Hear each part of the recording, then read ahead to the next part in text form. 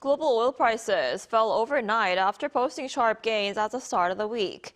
With prices swinging sharply since the outbreak of war, the UAE announced last week that it's leaving OPEC, saying it wants to supply more oil than its OPEC quota allows, in a move that would potentially help push down prices once the Strait of Hormuz opens. For more on this and the domestic economy here in South Korea, we're joined today by Professor Park Min-jung, professor at the Department of Business Administration at Kumoh National Institute of Technology.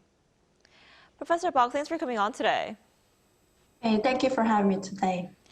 So, 7 OPEC plus countries have agreed to increase oil production starting in June after the UAE said it would exit the group. So will this help bring down global oil prices?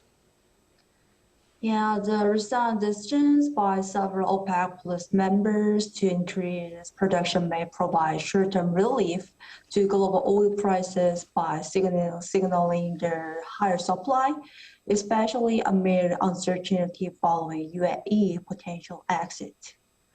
However, the overall impact is likely to be limited. Oil prices are shaped not only by supply, but also by geopolitical risks, global demand, and economic conditions.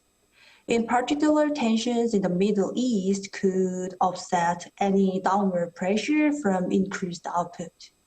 Moreover, the scale of the production increase may not be large enough to significantly shift market fundamentals. Markets may instead focus more on internal divisions within OPEC Plus, which could increase price volatility.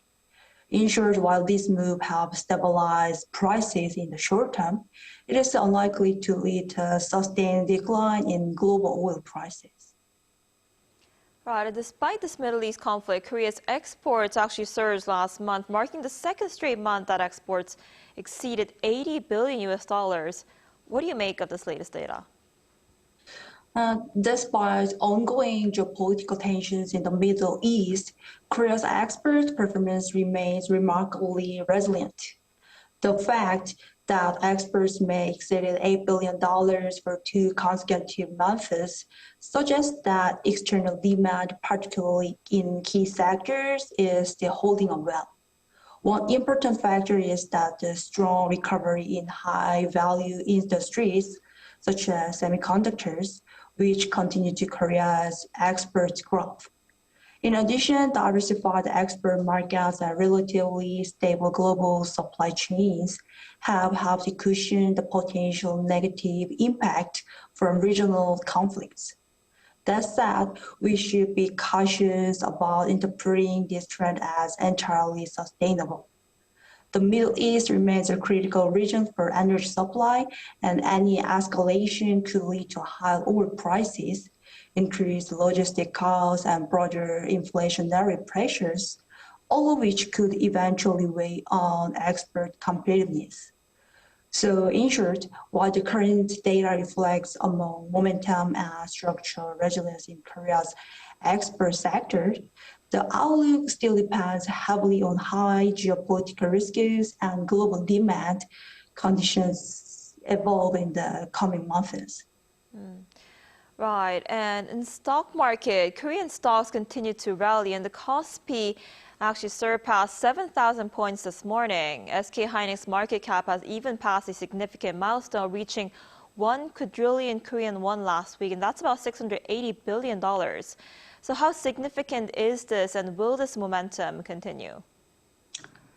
Yeah, the rally in the Korean stock market nowadays, with the Kospi now approaching 5,000 after rising more than 50% this year, is clearly significant.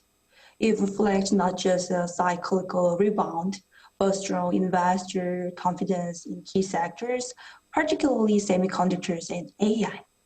The surge in SK Hynix, which has recently surpassed the $1 trillion market cap level, highlights how AI-driven demand for high-performance memory in reshaping valuations. This aligns with a broader global trend where technology and AI-related firms are leading market gains. So the key issue is sustainability, Current valuations already reflect a high level of optimism, and factors such as global interest rates, U.S. monetary policy, and geopolitical risks could introduce volatility. So the sell-in May effects also suggest some seasonal caution after such a sharp rally. So while the momentum is supported by strong fundamentals, the pace is likely to be moderated. I see. And before I let you go, Samsung Electronics labor union has been protesting over a significant pay gap compared to its rival SK Hynix and has been threatening to go on strike later this month. But with internal divisions within the union appear to be intensifying ahead of the planned strike, and some warn that even a single strike causing production disruptions could take years to recover from. What's your take on this? The situation nowadays in Samsung Electronics is becoming more complex, not just because of the potential strike, but also due to growing internal tensions within the union itself. Reports on members leaving the union, arguing that it focuses too much on semiconductor workers, highlight a deepening internal conflict. At the same time, the union's concerns about pay disparities with SK Hynix are understandable, especially given SK Hynix's strong performance driven by AI-related memory demand. However, these internal divisions suggest that there is no unified position, which may reduce the likelihood of a full-scale strike. So even the possibility of a strike carries serious risks. Some estimates suggest that if a full strike materializes, operating profit could fall by around 10%, and DRAM supply could face disruptions.